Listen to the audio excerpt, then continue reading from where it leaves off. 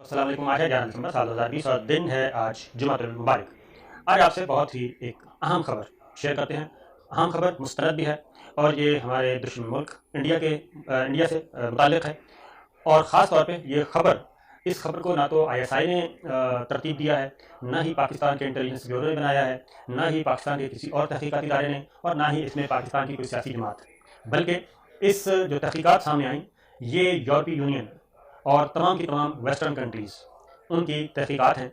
और मैं सादा ज़ुबान में आपको बता रहा हूँ, जिसके मुताबिक ये बात साबित हो गई है कि इंडिया एक रियासती दहशतगर्दी में मुलव्वस है। और इंडिया न सिर्फ रियासती दहशतगर्दी, मजहबी जमूनियत, बल्कि इंडिया साइबर क्राइम का भी आलमी मुजरिम है। साइबर क्राइम में भी ये काम कर रहा है। वो जो हमने कहा था कि जनाब ये हाइब्रिड जंग और फिफ्थ जनरेशन जंग, ये जो सिलसिला शुरू हुआ है, और उसमें इंडिया जो है वो बहुत बड़े पैमाने पर ये काम कर रहा है। और न सिर्फ काम कर रहा है बल्कि इंटेलेक्चुअल डिसऑनेस्टी, चोरी कर रहा है और साइबर क्राइम का मुर्तकिब हो रहा है। वो सारी चीज़ें अब साबित हो गई हैं कि किस तरीके से इंडिया ने जाली फेक अकाउंट्स बना के, फेक वेबसाइट्स बना के और फेक लोगों के, न्यूज़पेपर्स के, एनजीओज बना के किस तरीके से उसने अपने मजमूम मकासद पूरे किए और प्रोपेगेंडा किया भारत ने चाइना और पाकिस्तान के खिलाफ। और ये चीज़ें पूरी की पूरी आ गई हैं। और मैं आपको बता दूं कि ये किस किस्म का है। मैंने बताया कि रियासती दहशतगर्दी, ये जो मैं आपको तहकीकाती रिपोर्ट शेयर करूंगा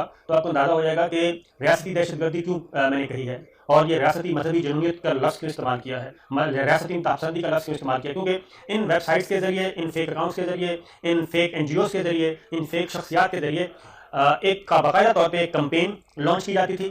न सिर्फ ये कि यूरोपीय यूनियन में, यूनाइटेड नेशंस में और दुनिया भर में पाकिस्तान को टारगेट किया जाता था, चाइना को टारगेट किया जाता था। और उसके बाद फसादात, क्योंकि सेक्टेरियनिज्म, इसके ज़रिए मजहबी जमूनियत पैदा करना, इसके ज़रिए इंतहापसंदी पैदा करना, इसके ज़रिए मुसलमान बन के एक काम करना, दोनों तरफ से, एक तरफ मुसलमान के अकाउंट्स, दूसरी तरफ नॉन मुस्लिम के अकाउंट आपस में शुरू कर दिए। एक तरफ देवबंदीज़ के अकाउंट, एक तरफ अहले हदीस के अकाउंट बनाए, उनकी लड़ाई शुरू करवा दी, शिया सुन्नी लड़ाई शुरू करवा दी।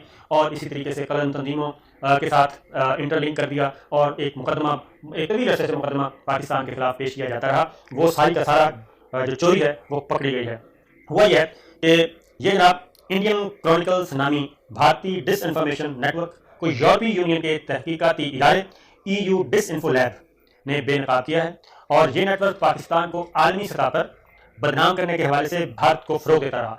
और न सिर्फ ये भारतीय बयानिए को फ़रोग़ देता रहा, और ये तमाम आलमी ज़राए अबलाग इस तहकीकाती रिपोर्ट को शाया कर दिया है उन्होंने, और ये सारी चीज़ें पब्लिक हो गई हैं।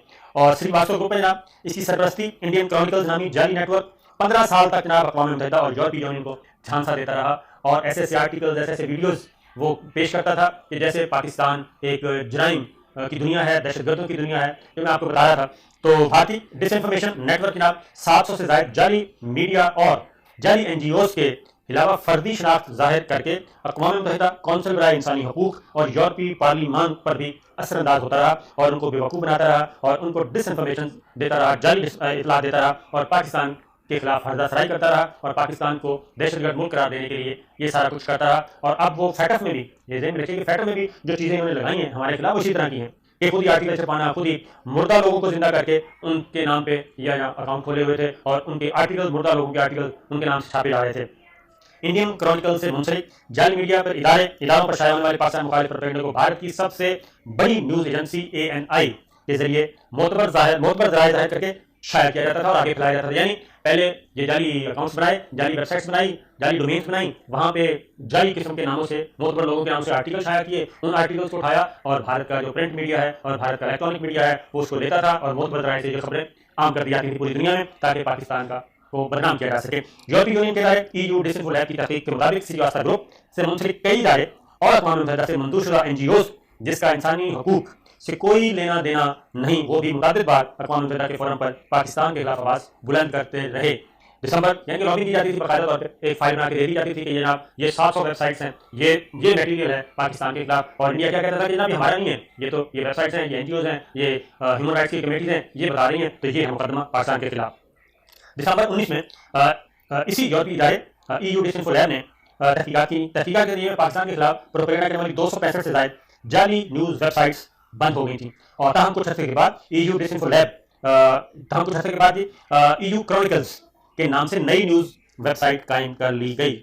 यानी EU पहले था EU डिसइंफो लैब ने तहकीकात की, पहले तहकीकात हुई 265 वेबसाइट से जाली जो वेबसाइट थी वो बंद हुई, लेकिन उसके बाद एक नई बनाई गई और उसका नाम रखा गया EU क्रॉनिकल्स, ताकि पकड़े न जाएं के नाम से नई न्यूज़ वेबसाइट आ गई, जिसमें यूरोपीय पार्लियामेंट के मेंबरान ने पहले की तरह पाकिस्तान के मुखालिफ मज़ामीन लिखना शुरू किए। और तहकीकात के मुताबिक भारतीय न्यूज़ एजेंसी ANI क्या करती थी, वो इन खबरों को लेती थी और ब्रेकिंग न्यूज़ के तौर पे चलाती थी, बिग न्यूज़ के तौर पे चलाती थी, और ये बिग न्यूज़ और वर्ल्ड न्यूज़ नेटवर्क के जरिए 95 ममालिक में 500 से ज़ायद फेक न्यूज़ वेबसाइट्स में भी शाया की जाती थी, यानी पूरी दुनिया में इसको फैला दिया जाता था और एक अम्ब्रेला, एक छत के नीचे बैठ के सारे काम हो रहे थे। और ये था जनाब अजीत डोवल डॉक्ट्राइन और रॉ का सेटअप। यूरोपीय तहकीकाती इदारे ने यह भी इंकशाफ किया कि जनाब श्रीवास्तव ग्रुप चंद बरस पहले तक दुनिया भर में हैकिंग और जासूसी करने वाले आलात और टेक्नोलॉजी इंफॉर्मेशन वारफेयर सर्विस की भरपूर तशहीर करती रही है। श्रीवास्तव ग्रुप का मालिक अमरीकी जरीदे फोर्ब्स को एक इंटरव्यू में ये इंकशाफ कर चुका है कि वो सिर्फ इंडियन खुफिया इदारों को अपनी खिदमत फराहम करते हैं।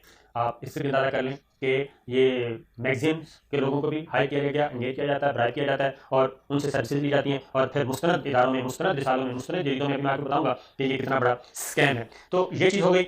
उसके बाद मजीद इसकी डिटेल्स ज़रा, अभी तो मैंने कुछ भी नहीं बताया, मजीद डिटेल्स ज़रा सुनिए कि ये फेक न्यूज़ के हवाले से काम करने वाली हैं 750 जाली मीडिया ऑर्गेनाइजेशंस को, 750 और एक मुर्दा प्रोफेसर को गैर फाल तंजीमें, और 750 जाली मीडिया ऑर्गेनाइजेशंस को एक 15 साल से जारी वसी आलमी डिसइंफॉर्मेशन मंसूबे का नाम दिया गया है। इसको अब तक का सबसे बड़ा मंसूबा, फेक न्यूज़ का, डिसइंफॉर्मेशन का, ये सबसे बड़ा सूबा करार दिया जा रहा है। और ये हम नहीं कह रहे, ये जनाब आलमी ज़राए इब्लाग कह रहे हैं और आलमी तहकीकाती इदारे कह रहे हैं। इंडियन क्रॉनिकल नाम के साथ बुध को जारी होने वाले इस नई तहकीकात के मुताबिक इस मंसूबे के तहत जिस शख्स की शनाख्त को चुरा कर दोबारा दिखाया गया, दर हकीकत इंसानी हकूक़ के कवानीन के बानियों में से शुमार किया जाता है, और इनकी 206 में 92 साल की उम्र में वफ़ात हो चुकी है। यानी 206 में वफ़ात पाने वाले शख्स के नाम से ये सारा काम चलाया जा रहा था। EU डिसइंफो लैब के एग्जीक्यूटिव डायरेक्टर जो हैं, उन्होंने कहा, BBC को ये बताते हैं जी कि डिसइंफॉर्मेशन फैलाने की गर्ज से मुख्तलिफ स्टेक होल्डर्स पर मुश्तमिल किस नेटवर्क में इतनी हम आहंगी नहीं देखी किसी भी दुनिया में कि इतना बड़ा नेटवर्क ये काम कर रहा हो। और अलेक्जेंडर के मुताबिक कहते हैं कि हमने इस नौइयत का इतना बड़ा नेटवर्क इससे कभी नहीं देखा। इनका मजीद ये भी कहना है जनाब कि गुज़श्ता साल इस नेटवर्क के बारे में तहकीकात सामने लाने के बावजूद इसने अपने अहम काम को जारी रखा, और जिससे जाहिर होता है कि वो न सिर्फ मजबूत है बल्कि बाअसर नेटवर्क भी है। बाअसर क्यों ना हो जनाब, इसके पीछे इंडियन एस्टैब्लिशमेंट थी, रॉ चला रहा था, उसके जो सिक्योरिटी इदारे हैं, डोवल के नेशनल सिक्योरिटी इदारे, वो चला रहे थे, और रिटायर्ड इंडियन आर्मी हिंदू इंतहा पसंद BJP के, RSS के और रॉ के जो एक्सट्रीमिस्ट जो थे वो चला रहे थे। तो कैसे, और फिर अगली जो बात है जरा आप देखेंगे तो जनाब ये श्रीवास्तव ग्रुप, उसके नीचे fake NGOs, think tanks, EU chronic news website setup में 2020, यूनाइटेड नेशंस के साथ फिर आगे मटीरियल फैलाया जाता था, सारे का सारा यूरोपीय यूनियन के मेंबर्स को फैलाया जाता था, और फिर ANI न्यूज़ एजेंसी, और उसके बाद ये जनाब टोटल 750 और मेन स्ट्रीम मीडिया को भी, इंडियन मीडिया को भी ये सारा मटीरियल पर प्रोवाइड किया जाता था, और उनको कहा जाता था जनाब इनको शहसुर्खियों के साथ आप शाया करें, और इलेक्ट्रॉनिक मीडिया को कहा जाता था हेडलाइंस के तौर पर इसको लेके आएँ। बेल्जियम के दारुल हुकूमत ब्रसल्स से काम करने वाले इदारे EU डिसइंफो लैब के गुज़श्ता साल इसी नौइयत के इंकशाफात किए थे, और वास्वा ग्रुप से चलाए जाने वाले इस नेटवर्क की पहुंच कम अज़ कम 116 ममालिक और 9 मुख्तलिफ खित्तों में पाई जाती थी। तो ये तहकीक के मुताबिक क्या सामने आई है जनाब, वो आई है कि ये नेटवर्क जिनेवा में अक़वाम मुत्तहिदा की कौंसिल बराए इंसानी हकूक़ UNHRHCR और ब्रसल्स में यूरोपीय पार्लिमान पर असरअंदाज होते थे, और फिर आगे लॉबिस्ट फर्म हाल की होती हैं जी, उनको फिर बाकायदा तौर पर पैसे दिए जाते हैं कि जनाब ये मटीरियल है, इसको जरा उठा लें, यूरोपीय यूनियन में उठा लें, ब्रिटिश पार्लियामेंट में उठा लें, अमेरिकन कांग्रेस में उठा लें। तो ये सारे काम फिर उसके अकॉर्डिंगली किए जाते थे। लेकिन इसको कौन कर रहा था, इसको कर रही थी जनाब इंडियन एस्टैब्लिशमेंट, और इंडियन क्रॉनिकल्स के पीछे किसका हाथ है, ये मुफस्सल तहकीकाती रिपोर्ट है, इसलिए मैं टाइम दे रहा हूँ, और इसको मैं ये जरूर कहूँगा कि इसको शेयर जरूर किएगा मैक्सिमम, ताकि दुनिया को पता चले कि इंडिया क्या करता रहा है और क्या कर रहा है। EU डिसइंफो लैब ने इस नेटवर्क के पीछे जनाब श्रीवास्तव ग्रुप को मुलव्वस पाया था, लेकिन उससे ज़्यादा मालूमात यह आत्मी तौर पर यह साबित नहीं कर सका कि कोई और भी इसमें मुलव्वस है। फिर मजीद तहकीकात की गई, और उसके बाद पता चला जनाब इंडिया की खुफिया एजेंसी का हाथ है। इसको कि इंडियन खुफिया एजेंसी राज है वो भी इसमें मुलव्वस है। लेकिन मजीद ये भी लिखा कि इसमें मजीद तहकीक व तफ्तीश होनी चाहिए। अब ये तहकीक मुमकिन है, वो कहते हैं हम इसको मजीद फैलाएं और इसको इस दायरा कार वसी करें। और अलेक्जेंडर वो ये भी बता दें जनाब कि ये ऑपरेशन जो है इसकी जितनी भी वसी पहुंच है, ये काफ़ी गौरतलब बात है कि इतना बड़ा ऑपरेशन अब महज चंद कंप्यूटर्स के साथ नहीं चला सकते। इसलिए ये सब कुछ जो हो रहा था इसके पीछे एक बहुत बड़ा ताकतवर लोग थे। तो ताकतवर लोग जनाब लिख लेते हिम्मत करके, और किसने होना है, इंडियन होना है। फिर इंडियन क्रॉनिकल्स के इस नेटवर्क के मकासद और क्या थे, मकासद क्या थे इसका है जनाब, एक है international institute of non aligned studies, फिर इंडियन काउंसिल ऑफ एजुकेशन, फिर commission of study, the organisation of peace, international club for peace research, ये सारा जो श्रीवास्तव ग्रुप है वो है। और उसके बाद United Nations, United School International, फिर World Environment and Resources Council, ये सारे का सारा तहकीक के मुताबिक वो पूरा एक ट्रेल है वो इसमें बताई गई है। बाकायदा तौर पे टेबल बना के बताया गया है इनका क्या क्या ताल्लुक था। इसी तरीके से 2007 में अक़वाम मुत्तहिदा के जो इंसानी हकूक़ के एक सेशन में शिरकत करने वालों की फहरिस्त में ये शामिल था प्रोफेसर लुइस बी सोबन, ये 2007 में इसका नाम शामिल था। लेकिन प्रोफेसर सोबन 2006 में इंतकाल कर चुका था ये भी। और फिर 2011 में वाशिंगटन में मुनक़िद की गई इस तकरीब में भी उनका नाम बतौर मेहमान शामिल था। और वो इस तकरीब में श्रीवास्तव ग्रुप से एक इदारे से मुनक़िद करवाई गई थी। श्रीवास्तव ग्रुप से मुंसलिक इदारे ने एक तकरीब करवाई, उसमें ये जनाब मरहूम जो थे आंधियानी, ये प्रोफेसर उसमें भी मौजूद थे, हालांकि वो 2006 में इंतकाल कर चुके। तो ये एक डिटेल है जनाब। फिर 2015 में हुकूमत पाकिस्तान की शिकायत पर अक़वाम मुत्तहिदा ने अफ्रीका से ताल्लुक़ रखने वाली ऐसी 2 NGOs की मंजूर शुदा हैसियत ख़त्म कर दी थी, क्योंकि उन्होंने अक़वाम मुत्तहिदा के फ़ोरम पर पाकिस्तान के खिलाफ मुतनाज़ बयान दिए थे। और इस तहकीक का दूसरा सबब, सबसे अहम इंकशाफ यह कि सबसे बड़ी न्यूज़ एजेंसी जो मैं आपको बता चुका हूँ, एजेंसी एशिया न्यूज़ इंटरनेशनल यानी ANI, वो भी इस नेटवर्क का हिस्सा थी और इस नेटवर्क से जुड़ी हुई थी। और इसके अलावा इसमें जनाब पाकिस्तान मुखालिफ खबरों, और ये भी आपको बता दूं कि ये हम नहीं कह रहे, ये तहकीकाती रिपोर्ट कह रही है कि EU क्रॉनिकल पर चलने वाली पाकिस्तान मुखालिफ खबरों और मज़ामीन को शाया करके इंडिया में दीगर मीडिया के इदारों तक पहुंचाया जा रहा है और इन खबरों को हल्का सा रद्दोबदल करके उनको मजीद सख्त बनाया जाता है। आगे फिर एक डिटेल लंबी जनाब टेबल बना हुआ है और टेबल में पूरा एक नेटवर्क आपस में जिस तरीके से मुंसलिक है। फिर अगली बात यह है, श्रीवास्तव ग्रुप जेनेवा में श्रीवास्तव ग्रुप से मुंसलिक तंजीमों ने पाकिस्तान मुखालिफ मुजाहरे किए, जिसके बारे में श्रीवास्तव ग्रुप से मुंसलिक फेक मीडिया इदारों और खबरें चलाई और वही खबरें और वीडियोस उसके बाद ANI के जरिए मजीद आगे तक पहुंचाई गई। तो जो मैं आपको बता रहा था तरीका वारदात वो था। और इसके बाद है ना खबरें इंडियन मीडिया के अलावा मजीद 2 इदारे, ये मैं आपको पहले बता चुका हूँ, 95 से ज़्यादा ममालिक और 500 से ज़्यादा फेक न्यूज़ वेबसाइट्स पर शाया होती थी। और मुहक्किक जरीदे और इंडियन हुकूमत और इंडियन खुफिया इदारों के दरमियान ताल्लुकात पर मजमून शाया हुआ था, जिसमें बताया गया कि ANI के सरबराह संजीव प्रकाश की अहलिया के वालिद ने इंडिया के 4 साबिक वज़ीर आज़म के साथ बतौर हुकूमती तर्जुमान काम किया और इसकी इदारे से ANI की हुकूमती हलकों तक बहुत पहुँच है। तो ये जनाब एक ये चीज़ जो सामने आई। अब इनको चलाने वाले कौन थे, ये खुद ही इस रिपोर्ट में बताया गया कि EU डिस्टेंस लैब की दोनों तहकीकाती रिपोर्ट्स में ये बताया गया कि जनाब पूरे नेटवर्क को चलाने वाले अहम तरीन किरदार श्रीवास्तव का है, जो इस ग्रुप के बानी चेयरमैन हैं और वो अपने ग्रुप के 1991 से कायम अखबार न्यू दिल्ली टाइम्स के मुदीर हैं। और इसके अलावा इनके ज़ाती ईमेल एड्रेस और इनकी कंपनी के ईमेल से 400 से ज़्यादा वेबसाइट रजिस्टर हैं एक ही अकाउंट से।